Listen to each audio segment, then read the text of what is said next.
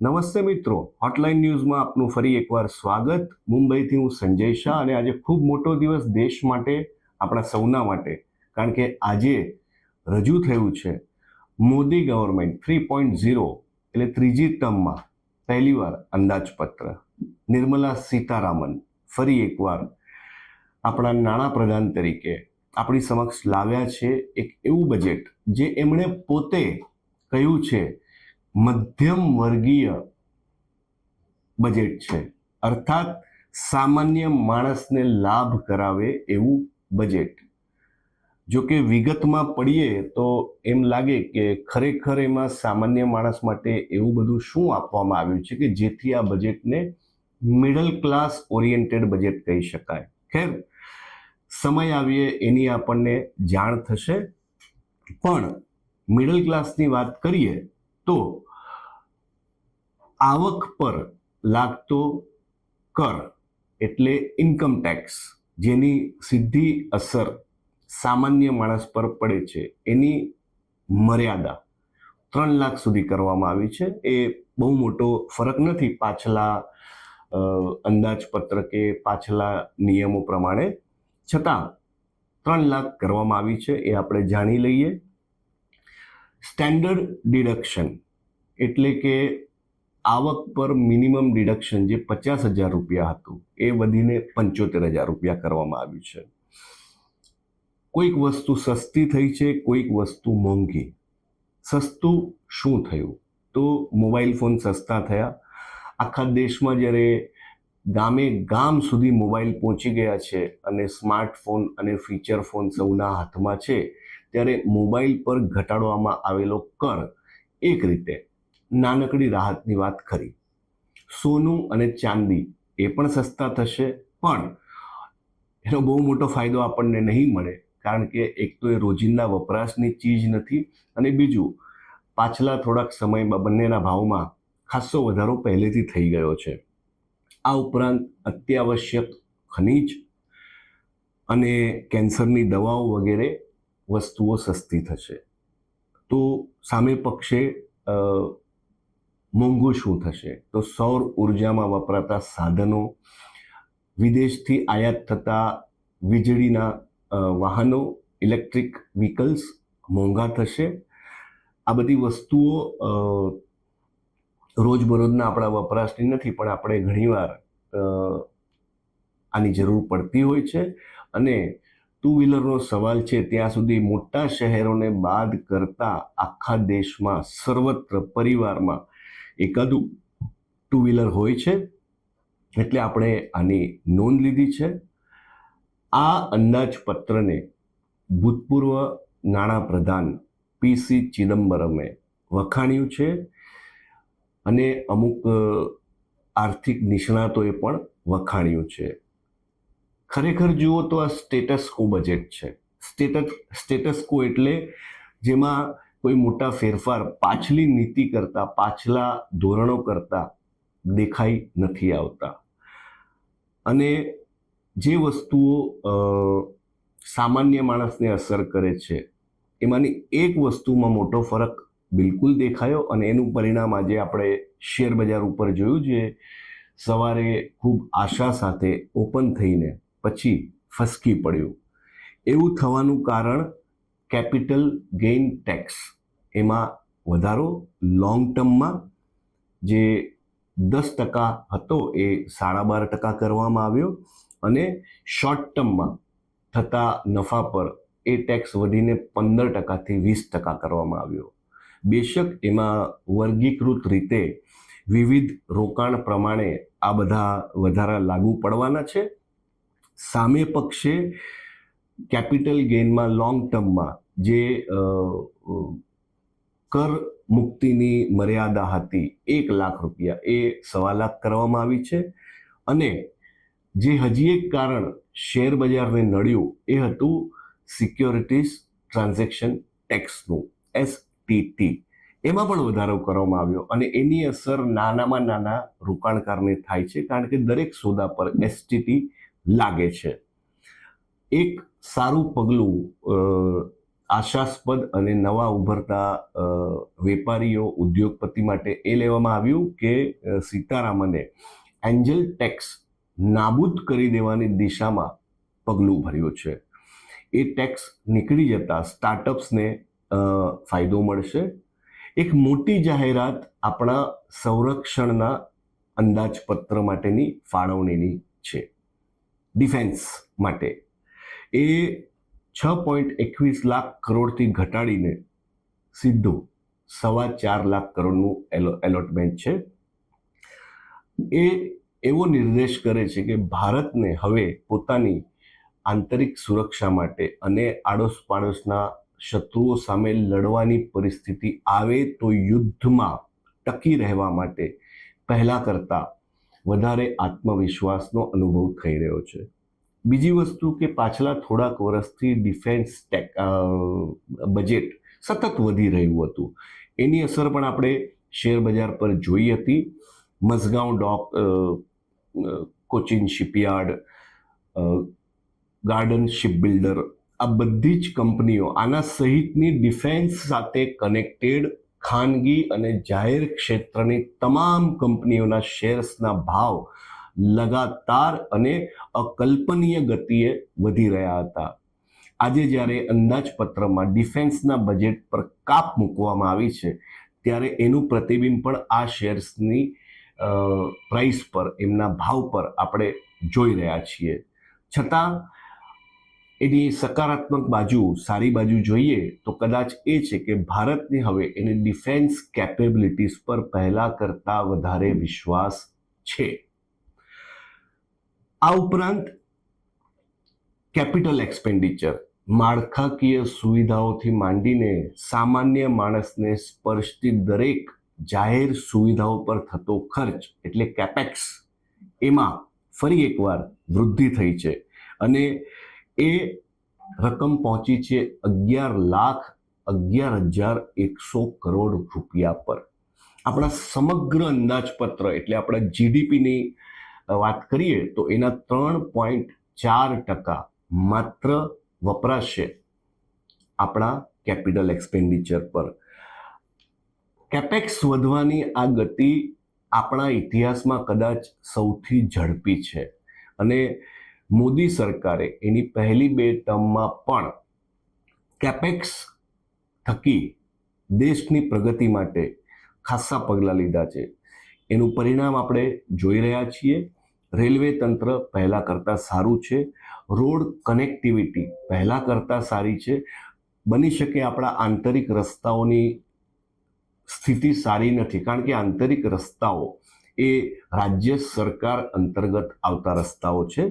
પણ રાષ્ટ્રીય રસ્તાઓની વાત કરીએ, નેશનલ હાઈવેઝથી લઈને જ્યાં જ્યાં 2 રાજ્યને કનેક્ટ કરતા રસ્તા હોય એની વાત કરીએ, એની ગુણવત્તા પહેલાં કરતાં ઘણી સુધરી છે અને હજી પણ દેશમાં રોજ સેંકડો કિલોમીટરની ગતિએ નવા રસ્તાઓ બની રહ્યા છે. આ કનેક્ટિવિટી આપણા માટે એક શહેરથી બીજા શહેર, એક પોઈન્ટથી બીજા શહેર જવું પહેલાં કરતાં વધુ આસાન, ઝડપી અને સુરક્ષિત કર્યું છે. કેપેક્સ પર થતો ખર્ચ ક્યારે પણ દેશ માટે ખૂબ લાભ કરનારો હોય છે. ચીનનો વિકાસ એ પણ કેપેક્સ એક્સપેન્ડિચર, કેપિટલ એક્સપેન્ડિચરને કારણે ખૂબ ઝડપી થયો હતો. સામાન્ય માણસને મળતી સુવિધાઓ પાછળ જ્યારે દેશ ખર્ચો કરે ત્યારે દેશના હજારો લાખો ઉદ્યોગને એનો ફાયદો થાય છે અને છેલ્લો ફાયદો પહોંચે છે સામાન્ય માણસ સુધી. એટલે સીતારામનનું આ પગલું બિલકુલ ખૂબ સારું કહેવાય અને આપણે આશા રાખીએ કે કડદો કર્યા વિના, ભ્રષ્ટાચાર વિના આમાંના મહત્તમ પૈસા ખરેખર કેપેક્સમાં વપરાય અને એનો લાભ મને, તમને, આપણને સૌને, આ દેશના 140 કરોડ નાગરિકોને મળે. આ પહેલું બજેટ છે જેમાં મોદી સરકારે એનડીએ તરીકે, મિલીજુલી સરકાર તરીકે એના સાથી પક્ષોને પણ સંતુષ્ટ કરવાના હતા. એ દિશામાં ખૂબ મોટા કૂદકા તો મારવામાં નથી આવ્યા, પણ 2 રાજ્ય જે મોદી સરકારના ટકી રહેવા માટે ખૂબ મહત્વના થઈ ગયા, એને સંતુષ્ટ કરવા આ સરકાર શું કરશે એના પર સૌની નજર હતી. એ બે રાજ્ય એટલે આંધ્રપ્રદેશ, જ્યાં ચંદ્રાબાબુ નાયડુ અત્યારે ફૂલ ફોર્મમાં છે, અને બીજું બિહાર, જ્યાં નીતિશ કુમાર, જેમને આપણે વારંવાર પક્ષ બદલતા અને સાથી બદલતા જોયા છે, અને પલટુરામ તરીકે એમની એક છબી બની ગઈ છે.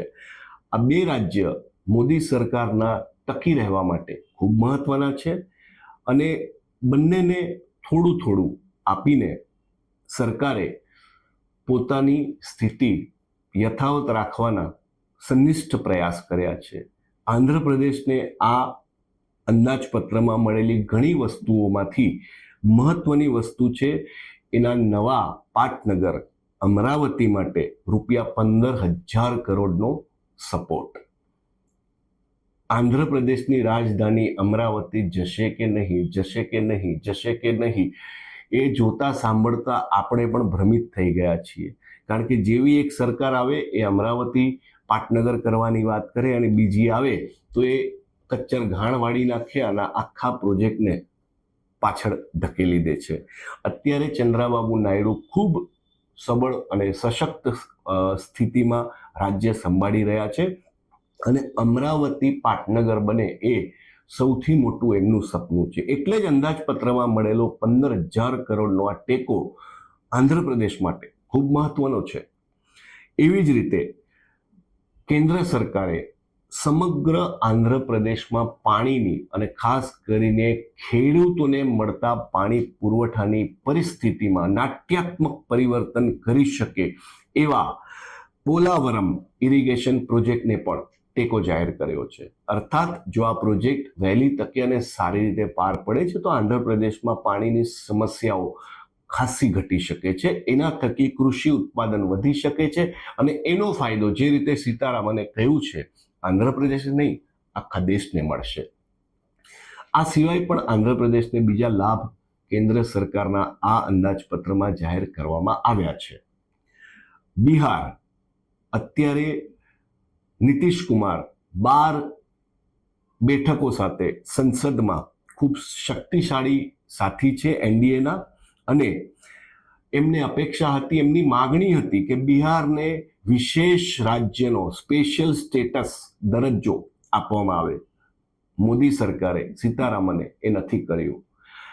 આ નહીં કરવું એ સરકારનો પોતાની નીતિઓ પરનો ભરોસો અને ફોરવર્ડ વિઝન વિશેનો ભરોસો સ્પષ્ટ કરે છે. પણ પૂર્વોદયના રાજ્યોને આગળ લાવવા માટે, એમના વિકાસ માટે સરકારે બેશક નવી બાબતો જાહેર કરી છે. આ પૂર્વોદય રાજ્યોમાં બિહાર ઉપરાંત ઝારખંડ, પશ્ચિમ બંગાળ, ઓડિશા અને આંધ્રપ્રદેશ સામેલ છે. આ રાજ્યના સમગ્ર રાજ્ય કદાચ નહીં, પણ આ રાજ્યના ઘણા જિલ્લાઓ આજે પણ પછાત છે, અને એમનો વિકાસ દેશ માટે આવશ્યક છે. આ ઉપરાંત બિહારને અન્ય રાજ્ય સાથે જોડતા મહત્વના રસ્તાઓની કનેક્ટિવિટી માટે પણ સરકારે ભંડોળ જાહેર કર્યું છે. એમાં પટના અને પૂર્ણિયા વચ્ચેનો રસ્તો, બક્સર અને ભાગલપુર વચ્ચેનો રસ્તો અને અન્ય રસ્તા આવી જાય છે. આ ઉપરાંત પીરપેન્ટી પાવર પ્રોજેક્ટ જે ભાગલપુર જિલ્લામાં આવેલો છે, એને પણ સરકારે 21,400 કરોડ રૂપિયાનો ટેકો જાહેર કર્યો છે. એ ખૂબ મહત્વનો છે, કારણ કે બિહારમાં વીજળીની સમસ્યા આજે પણ છે, અને એ જો નિવારી શકાય તો બિહારના વિકાસને ખાસું બળ મળશે, વેગ મળશે. બીજા શબ્દોમાં કહીએ તો આંધ્રપ્રદેશ અને બિહારને સંપૂર્ણપણે શરણ જવાને બદલે નિર્મલા સીતારામને એક સંતુલન જાળવીને એવો પ્રયત્ન કર્યો છે કે સાથી પક્ષો પણ રાજી રહે. અંદાજપત્રમાં એવું ના દેખાય કે આ બંને રાજ્ય સામે કેન્દ્ર સરકાર, એનડીએની સરકાર લડી પડી છે, ઝૂકી પડી છે. અને એક જે અગત્યનું કાર્ય કે એક અગત્યનો નિર્ણય આપણે જોઈ શકીએ છીએ, એ રેવડી વહેંચવાનું કામ આ અંદાજપત્રમાં નથી થયું. એક રાજ્યને ખુશ કરવા, એક સાથી પક્ષને ખુશ કરવા, મન ફાવે એ રીતે ફ્રીબીઝ અને લાભ જાહેર કરવાનું સરકારે ટાળ્યું છે. ખાંડાની ધાર પર આ સરકાર ચાલી રહી છે. આપણે જાણીએ છીએ મોદીની પાછલી 2 ટર્મ કરતાં આ ટર્મ ખૂબ અલગ છે, આપણે સમજીએ છીએ. છતાં જ્યારે નિર્મલા સીતારામન અને મોદીના વડપણમાં આ સરકાર આ રીતનો નિર્ણય લે ત્યારે આપણે એવી આશા રાખી શકીએ કે આ સરકારને એની નીતિઓ પર અને ટકી રહેવા પર ભરોસો તો છે જ. સરવાળે શેર બજારના દ્રષ્ટિકોણથી જોઈએ તો આ budget short term, long term capital gain ટેક્સને કારણે એસટીટી સિક્યોરિટીઝ ટ્રાન્ઝેક્શન ટેક્સને લીધે નકારાત્મક સાબિત થયું છે. એની અસર મોટા રોકાણકારો, નાના રોકાણકારો સૌને પડવાની છે. પણ જે રીતે શેર બજારનો ગ્રોથ છે, જે રીતે વિશ્વના અન્ય દેશોમાં આ મામલે નીતિઓ હોય છે, એ જોતા શેર બજારે આ વસ્તુ સ્વીકારવાની રહેશે અને એના અત્યારે જે નકારાત્મક પડઘા પડ્યા છે એ પણ નીકળી જશે. અને આજના જ દિવસમાં આપણે જોયું છે કે સેન્સેક્સ ગ્રીનમાંથી રેડમાં, રેડમાંથી ગ્રીનમાં ઝોલા ખાઈ રહ્યો છે. અર્થાત ઘડીકમાં બજાર ઉપર, ઘડીકમાં નીચે, કારણ કે એક કન્ફ્યુઝન છે આ બજેટને સારું કહેવું કે ખરાબ કહેવું. આપણે હોટલાઇન વતી જો કદાચ આ બજેટને રેટિંગ આપીએ તો એ કમસે કમ 6 આપવું પડે, એનાથી ઓછું ના આપી શકીએ. કારણ કે આ બજેટ ભલે બેહદ સારું નથી, પણ આ બજેટ ખરાબ તો બિલકુલ નથી. જોવાનું એ રહે છે શેર બજાર, સામાન્ય માણસો, ઉદ્યોગો અને રાજકીય પક્ષો જ્યારે આ બજેટને પૂરેપૂરું પચાવશે અને એમાં છુપાયેલી નાની નાની ઝીણી ઝીણી વિગતો સમજશે ત્યારે એમની આખરી પ્રતિક્રિયા કેવી રહેશે. અને બીજું, આવતું અંદાજપત્ર આવે ત્યાં સુધીમાં સીતારામનનું આ સપનું, મોદી સરકારની આ નીતિ દેશના પ્રજાના લાભમાં કેટલી રહે છે. મુંબઈથી હોટલાઇન ન્યૂઝ માટે હું સંજય શાહ.